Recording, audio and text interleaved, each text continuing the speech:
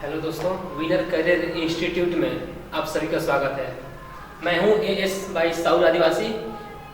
आज हम आप सबको पढ़ाएंगे क्लास 10 का विलोपन विधि। इसे हम इंग्लिश में कहते हैं डिलेक्टेड मेथड। हम इस सवाल को करने से पहले हम ये जान जाए कि विलोपन विधि होता क्या है। दो चर वाले रैखिक समीकरण को हल करना ही हमारा विलोपन विधि कहलाता है। दो चर वाले रैखिक समीकरण को हल करना ही हमारा विलोपन विधि कहलाता है। इसमें एक चर हो गया x, दूसरा चर हो गया हमारा y। मतलब दोनों चरों को हल करना हमारा क्या होता है, विलोपन विधि कहते हैं। इसे हम इंग्लिश में डिलेक्टेड मेथड भी कह सकते हैं। हम सॉल्व करने से पहले एक बात और जान जाए। यहाँ पे हम कैसे सवाल करने से पहले यहाँ पे x के वैल्यू को या y के वैल्यू को हम एलिमिनेट कर दें या निकालते हैं। सबसे पहले हम किसी a के वैल्यू को हम निकालते हैं।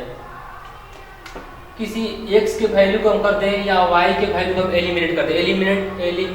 एलिमिनेशन मतलब निकालना होता है, या विलोपित कर दो या विलुप्त कर दो, यहाँ से हटा दो। यहाँ पे हम पहले x के वैल्यू को यहाँ से विलुप्त करते हैं या एलिमिनेट करते हैं। तो हम इस सवाल को करने से पहले हम कैसे करेंगे, सबसे पहले हम देखेंगे कि इसे हम समीकरण 1 मान लेते हैं और इसे हम समीकरण 2, क्योंकि समझने में आसानी होगी। हम सवाल देखेंगे दोनों में, यहाँ पे 2 है और यहाँ पे 5 है, यहाँ पे 4 है और यहाँ पे 3 है और यहाँ पे 4 है, यहाँ पे 8 है और यहाँ पे 13 है। यहाँ पे कोई हमको इक्वल नहीं दिखाई दे रहा है, यानी कोई हमको बराबर नहीं दिखाई दे रहा है, क्योंकि यहाँ पे 2 है और यहाँ पे 5 है। अगर यहाँ पे 2 होता तो हम सवाल आसानी से कर सकते हैं। हम यहाँ पे 5 हो गया है, यहाँ पे ये भी बराबर नहीं दिख रहा है, ये भी इक्वल नहीं दिखाई दे रहा है, तो हम कैसे करेंगे। सबसे पहले हम इसमें किसी एक को हम इक्वल कर लें, बराबर कर लें। इसे बराबर करने से पहले यहाँ पे 5 दिख रहा है और यहाँ पे 2 दिख रहा है, तो इससे हम इस समीकरण में गुणा कर दें और इससे हम इसमें गुणा कर दें। किसी एक को हम बराबर करें पहले, तो यहाँ पे हम 5 है, यहाँ पे 5 है, तो यहाँ इससे मतलब उठा कर हम यहाँ पे लिख दें, 2 कर दें। अब हम गुणा करें तो 5 2 जा क्या होगा, तो 10 होगा, 10x। अब प्लस है तो हम प्लस लगा देंगे, और यहाँ पे 5 3 जा 15, y है तो y ऐसे लगा देंगे। अब इक्वल यहाँ पे 8 और यहाँ 5, इसे फिर गुणा, इसमें भी गुणा करेंगे तो 5 8 जा 14 होगा, 14। ये तो हो गया। अब ऐसे ही इसको भी इसे भी करेंगे, 2 5 जा 10, x है तो x लगा देंगे, फिर प्लस 2 4 जा 8, y है तो y इक्वल 2 13 जा 26, ऐसे कर देंगे। इतना आप सबको समझ में आ रहा है। इसे हम गुणा कर दिए और इसे हम समीकरण 3 मान ले और इसे हम समीकरण का मान लेते हैं 4। और यहाँ पे हम लिखते हैं समीकरण 3 और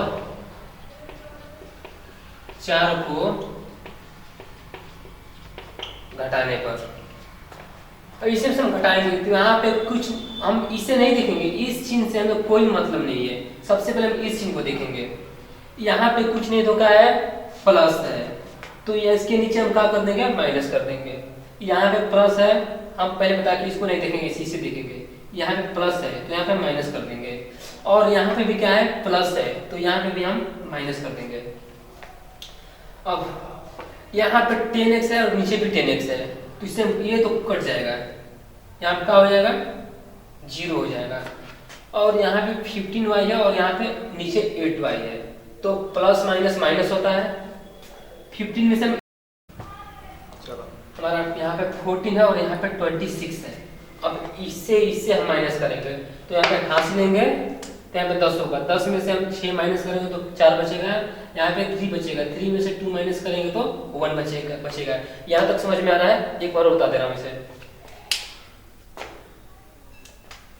यहाँ पे 10x है और नीचे भी 10x है, यहाँ पे हम घटाएंगे तो 10x में से 10x माइनस करेंगे तो 0 होगा, और यहाँ पे 15 है, यहाँ पे नीचे 8 है, तो आप 15 में से हम 8 माइनस करेंगे तो 7y बचेगा, 15 में से 8 माइनस करेंगे तो 7, और y में से उतार देंगे y इक्वल टू बराबर 40 में से हम 26 माइनस करेंगे तो क्या बचेगा, 14 बचेगा। अब यहाँ पे करेंगे y इक्वल टू 14/7, अब इसे हम डिवाइड कर देंगे, भाग कर देंगे, क्या 2 बार में जाएगा, हमारा y बराबर का आ गया 2, हमारा y बराबर y का वैल्यू निकल के आ गया 2। अब हम y का वैल्यू समीकरण 1 में या समीकरण 2 में हम रख देंगे, तो हमारा क्या होगा, x का वैल्यू पता चल जाएगा। हमारा y का वैल्यू पता चल गया, y इक्वल टू हमारा y इक्वल टू 2 आया है। अब हमें क्या निकालना है, x का वैल्यू निकालना है।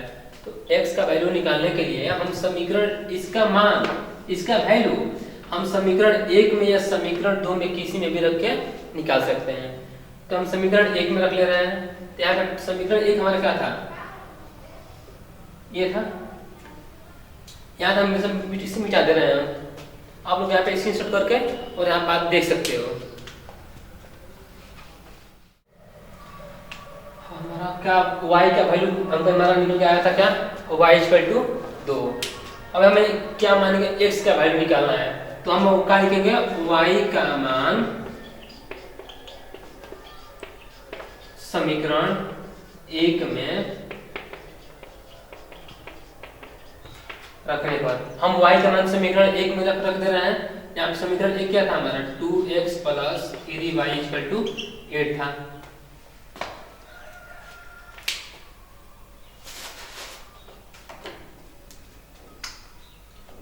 यहाँ पे लिखेंगे 2x प्लस है तो प्लस, यहाँ पे 3 है, 3 उतार देंगे, और यहाँ पे ध्यान देना है, यहाँ पे y है, तो हमारा y का वैल्यू क्या आया था, y इक्वल टू 2 आया था, तो हम y की जगह पे क्या, अब ये 2 रख देंगे,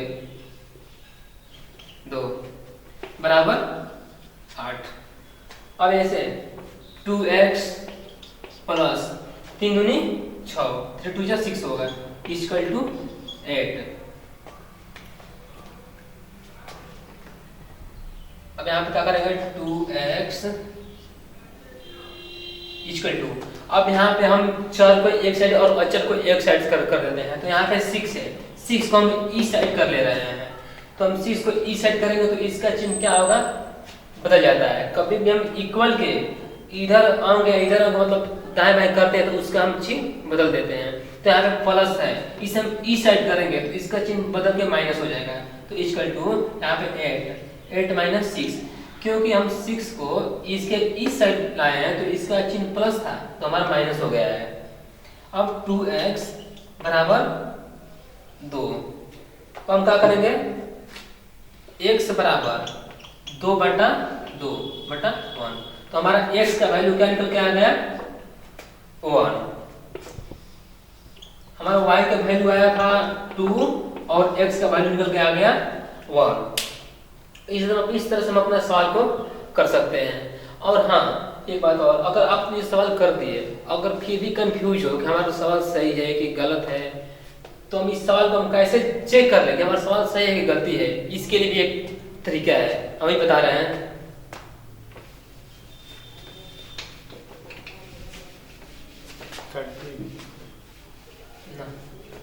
यहाँ पे हमारा क्या माना था, x, हमारा आंसर x बराबर 1 आया था और y इक्वल टू 2 आया था, हमारा मान आया था। और हम सवाल अपना क्या कर रहे हैं, लिख दें उत्तर की जांच।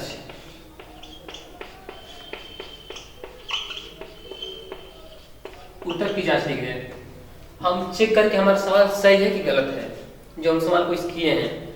तो यहाँ पे 2x, ये अपना मतलब हम समीकरण 1 लिख लेंगे, यहाँ पे 2x प्लस 3y बराबर 8, और हम अपना ये मान इसमें हम रख के हम अपना उत्तर की जांच कर सकते हैं कि हमारा सवाल सही था कि सवाल गलत है। तो यहाँ पे 2 बीच में कुछ नहीं होता तो क्या होता है, इंटू होता है, गुणा होता है, गुणे x का हमारा वैल्यू क्या आया था, 1 प्लस है तो प्लस कर देंगे। अब 3 है तो हम 3 का 3 लिख देंगे, और इंटू y है तो y इक्वल टू क्या आया था, 2 आया था। तो y की जगह पे हम क्या लिख देंगे 2 इक्वल टू 8। अब इसे हम गुणा करेंगे, 2 1 जा 2, फिर प्लस है तो प्लस, 3 2 जा 6 इक्वल टू 8। अब हम इसे जोड़ेंगे, 2 और 6 कितना होगा, तो 8 होगा, 8 बराबर 8।